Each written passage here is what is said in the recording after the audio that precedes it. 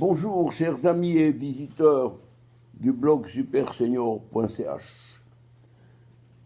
Il fait très beau cet après-midi dans notre beau Valais. Je vous envoie là les petits rayons, c'est tout ce que je peux faire. Mais j'aimerais attirer votre attention sur un petit ou un grand sujet. Un grand sujet qui a été développé par Jeanne Smith dans son blog. Je vais mettre ce blog, son extrait, à propos d'Abu Dhabi sur mon blog dans quelques instants. Il s'agit d'un document signé par le pape François et l'imam Al-Tayyib d'Al-Azhar. Al-Azhar, ah là là. Eh bien, dans ce document, je vous assure que pour un texte en langue de bois, il est difficile de faire mieux. Il est difficile. Lorsque vous voyez le baiser de Judas,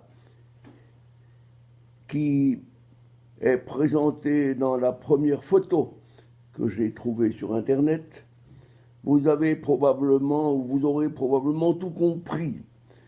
Ce document d'Abu Dhabi se veut un document sur la fraternité humaine, pour la paix mondiale et la coexistence commune. Il pose naturellement de nombreuses questions. Or, moi, je vais aller droit au but. Connaissant l'islam et sachant quel est son but, c'est de conquérir la terre entière, eh bien, sachez tout simplement que toute cette salade qui a été discutée dans ce document à Abu Dhabi, c'est de la takia appliquée, c'est tout de la foutaise.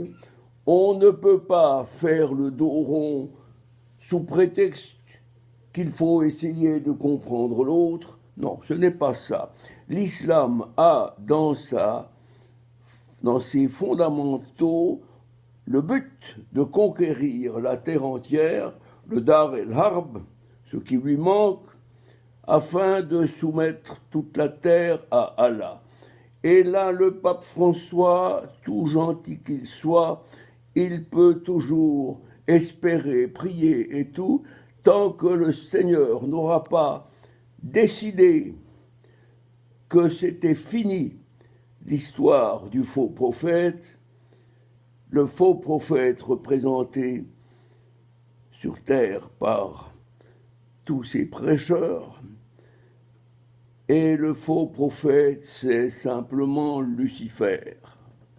Au diable soit Lucifer, restons fermes face à nos valeurs et ne tombons pas dans les panneaux de la soi-disant coexistence pacifique.